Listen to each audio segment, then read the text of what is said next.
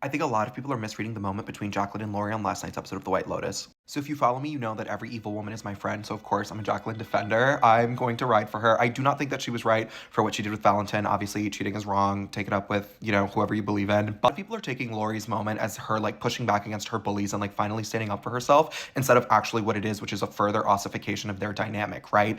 These women all have very specific ways that they deal with conflict, right? Jaclyn plays the victim and then goes on the attack. Kate is always going to present the front. She's like, I don't know what's going on, because she's a people pleaser, right? Laurie is going to also go on the attack, but she's going to do it in a way that deflects, right? A lot of people are missing the deflection for exactly what it is. They're not seeing it as a deflection. They're like, she's so iconic. She's standing up for herself, because I think a lot of people see themselves in Laurie and they don't want to realize that Jaclyn is right? Every single time I make a video about dating or situationships, I am Jaclyn. I'm like, you guys put yourselves in really bad situations and then blame other people for them. A lot of people have a victim mentality, have a victim mindset, and are obsessed with the idea of their own suffering. You create mythologies around what's happened to you and don't, like, look for alternative paths and lack a lot of agency in your lives. And, like, that's not a read. That's just, I've been on the internet for 25 years. I've seen it slowly happen as more and more people have given up their agency. And whenever someone is like, you did this to yourself, you get really, really upset.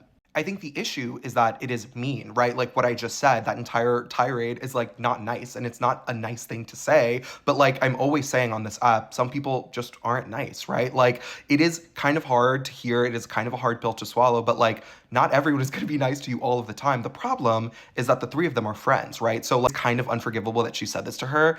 And we see this happen on this app all the time, where people have different expectations for their friends and different conversations with their friends, so it's hard to, like, gauge what's appropriate in their friendship. Some people love to hold each other accountable and, like, thrive when they are confronted or, like, told really, really harsh truths like this, whereas other people do not take it well, right? Like, Laurie immediately lashed out and was like, fine, I'm just gonna say all the shit that I've been saying behind both of your backs all week. I think what a lot of people are missing is that neither one of them is right, but neither one of them is wrong, right? The nuance is what makes all of this so delicious to, like, fight about and talk about and argue about, because, like, they've known each other for 30 years. They know everything about each other. They know how they make decisions and how they play out and how they, like, are always navigating this weird tension, right? And because the three of them are raised in America and under the tenets of, like, American conflict resolution, Laurie is going to be seen as the problem because she's the one who's creating more of a problem by saying the thing out loud. WASP culture, American culture, is built on silence and secrets and, like, keeping the peace, right? I've made a video about this as well when I talked about the right to comfort, where whenever you bring up something that's seen as awkward or uncomfortable or problematic, you are the problem, right? Instead of the person who's actually committing the transgression,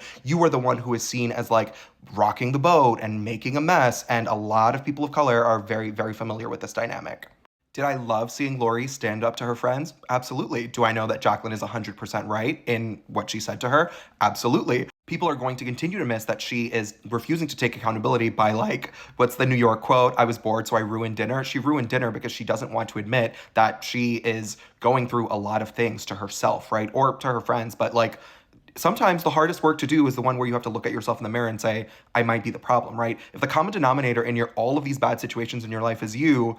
A lot of people are watching the show and sort of comparing it to their situation, and they're saying, well, if I was Laurie and I was making as much money as her, I wouldn't feel like I was failing at life, or I wouldn't be miserable. And it's like, yeah, but Laurie's not comparing herself to you. She's comparing herself to her friends who are married and successful and look amazing, right? Like, when you are operating under these rubrics of a very specific type of, like, white womanhood, she is not doing amazing, right? And that's not my perception. That is the other two women reading her and her reading herself. A lot of the work is being done in conversations, and there's a lot of nuance in what they say to each other, but, like, you have to really lock in and see what they're not saying to, like, understand why there's so much resentment there. The other two women think they're better than her because they're married and they look better and they have more money, right? And Laurie thinks she's better because she lives in New York and, like, works with her brain and has the right politics, right? Like, there are so many little moments. Like, Laurie's not fully innocent. She was fully participating in the shit talking, and she has talked shit about them both. I don't need to ride for Jaclyn, and I don't need to defend her, but I do think people need to, like, realize when they are living with a victim mentality and a victim mindset and, like,